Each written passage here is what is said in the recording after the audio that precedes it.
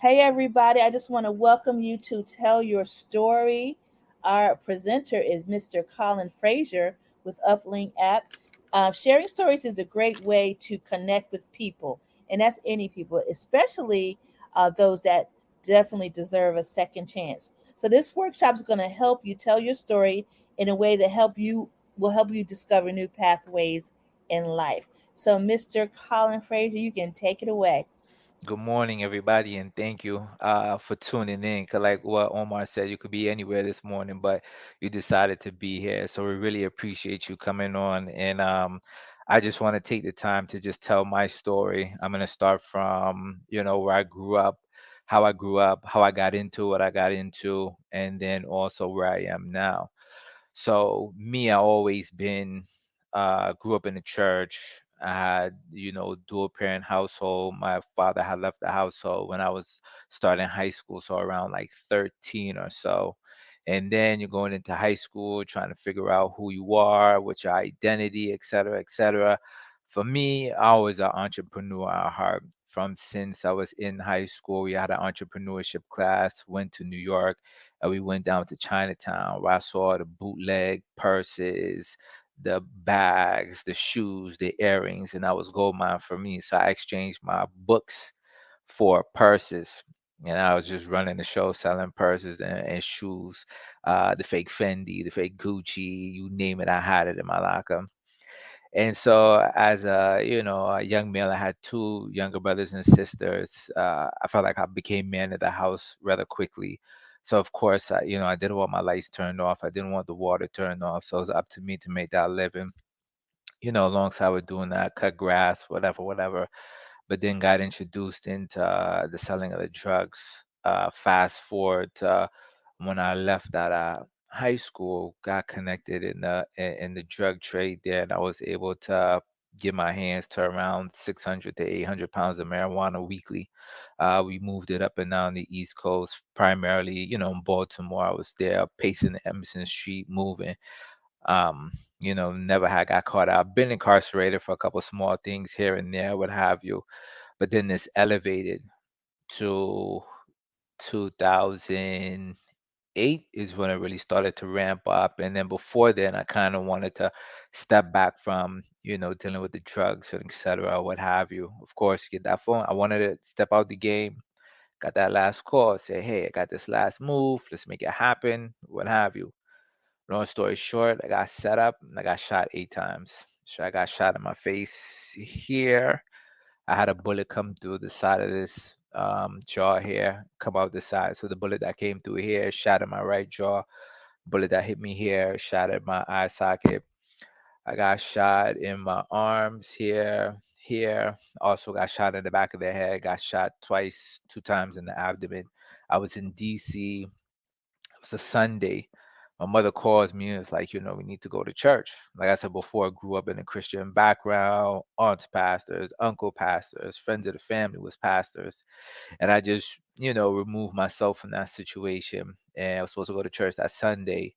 Ended up getting shot 8 times. I was with a friend of mine from school. He was murdered there. I drove to the hospital, Howard University. It was a Sunday. So all I remember is just laying on the stretcher. They put the mask over me, and then that was lights out. I woke up 3 days later with this big bar coming out my arm. So this whole bone here was shattered. So I had four rods coming out here to regrow all new bone here. I spent about a week in the hospital. After I spent a week in the hospital, straight down to interrogation and incarcerated. I spent about 40 days in DC jail. So my charges were first degree murder, drug charge, gun charge. How about like 15 charges pending against me? And in that time incarcerated was reckoning for me, where God really ministered to me and my view. Anybody went to DC jail, behind, if depending on what cell you're in. I was in 24 and 1, so I mean I was locked up 24 hours a day, and I could come out for an hour just to wash myself off or what have you. So what happened was, a friend of mine was also murdered, and they put the murder charge on me. I had no weapon, had nothing, and they pinned the charges on me. So I'm there fighting for my life essentially after being shot 8 times and then actually coming out of the hospital and then going to jail. Had the representation, paid attorney, $80,000 retainer, and my lawyer's coming to me talking about, you know what, you're 22, you'll be able to do 35 years and you'll be out by your 50. You could try to manage. So here's my paid attorney telling me I got to eat 35 years of, being incarcerated. So I wasn't having that. I tell you that that time in prison was the most intimate time I had with God. You know what I'm saying? With finding out my purpose. I think I always knew what my purpose was, was to serve, but in the capacity of what way, within that time, I had kind of drew away from God, drew away from the power. You know what I'm saying? Where if you look at anything like, for instance, a light bulb, how would that light bulb function if it's not connected to the power? I was disconnected from my power source. Once I connected in, I got power all day.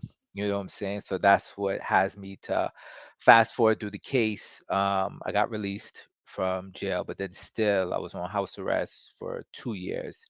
Though in those 2 years, of course, I didn't have a job. My main thing, I try to keep busy where I was like in prayer. So I was like 3, 4 times a day. You know what I'm saying? Just keeping my mind occupied. It's a real mindset to be incarcerated, come back out and try to figure it out. Like the young lady who served the 22 years. I mean, I commend her for coming out the way she did and doing what she's doing now. It's a special type of person that's coming out of incarceration to come back into society now and to be able to move forward with their life in a positive way. After I got out, we brought a new prosecutor on the case. The prosecutor pretty much said, "Look, let me see your wounds." I lifted up my shirt and showed him the two bullet wounds right underneath my chest cavity and said, "You know what? We'll just take a lie detector test. If you fail it, we're going to trial. If you pass it, you know what I'm saying, I'll drop all charges." 2 weeks, I didn't hear anything. I go in and take the test. After that, come back out. They drop all charges just like that. Like everything just disappeared. Mind you, now I have about 70,000, no, $130,000 in hospital bills. My mouth was wide shut from the shattering. They couldn't do any surgery on my face because um, I was they couldn't do surgery on the face because the bone was too badly shattered. And then we had a point in time where they wouldn't take all this stuff out of my arm and out of my face. They're like, "You ain't got insurance. How you gonna pay for this?" But I can't even tell you to this day. But a letter came in the mail saying I had some type of victims compensation. I only covered $30,000 of it, but then the rest was paid, and I was able to do the surgery and everything, so debt free after that. So what happened was, I was charged by the federal government for murder, guns, and drugs to now work for the federal government. After that case, when they had dropped the case, then I went into prison ministry with my church, where we went into BCCC, we did Clarksburg, and we did Jessup. And I made it it's mandatory for me to have to give back, to go back into the communities, to go back in to minister to these young men and women who thought they didn't have hope, or even give them a different direction, especially with entrepreneurship within the jails. I mean, we had an awesome time. We did it for the past 6 years before COVID came, and now we're revving up to try to get back in there. But through in the midst of COVID, I was able to start a website business when I first started working. So I built websites and app. But then my brand new baby that I did, I was able to create Upling. So Upling is the first ever, longest running Black owned cannabis delivery app on the East Coast. So we are essentially Uber Eats for cannabis. And we're one of five companies to be able to distribute cannabis in the state of Maryland with up to 7,000 pounds of marijuana we could travel with. We have a pending license in New Jersey to do delivery, and we're also doing delivery in New York for CBD and hemp products. Virginia, we're actually writing the policy for that, and then also to DC, we're doing a partnership to start delivery soon as well too. So my story from coming from incarceration is always giving back. and it's mandatory for me to go back into these jails, go back into these prisons, and let them know my story and have them connect to a source. I think a lot of the men and women that we hear from, they felt like they didn't have a purpose. They didn't know what their purpose was. And I tell them, if you don't know your purpose, then it's to serve. It's always to serve. And for me, it was mandatory to serve my time, my energy, my efforts into going back into the jails where the church is not coming into, where some of the families aren't even coming in there. And we want to show them that we care for you. Even with having the conversation with my pastor, he understood that he didn't even have the grace to come in here, because how can he relate to some of these men and women here? In the midst with that, we have baptisms, we have people give their life to Christ. We've had them come out of jails and actually join our congregation. We have one young lady who's actually had an awesome voice. She was getting ready to serve 57 years in prison, but gave the state back all those years, where she had to do 13 years, and that she already served. Got released, joined our church, and singing in the choir. She has her own house, and she's doing music now. So we make it our mission, our goal, not only Upling as just the app company, but we want to give back to returning citizens as well too. We want to start hiring more returning citizens when they come back, educating them and actually showing them how to do code. We want to go back and make sure and build up their mind, their body and their soul, the three. And we just want to show them empathy and that we're here and that we care for you. Like I said before, we want to get them connected back to the source of who they are, and they are disconnected from that source, and we want to get them back to that source so they have the power to accomplish the things that they need to do in life, to make sure that they could be the best them that they could be. So that's my story. If you want to connect with me, feel free to check out uplingapp.com. So it's uplingapp.com.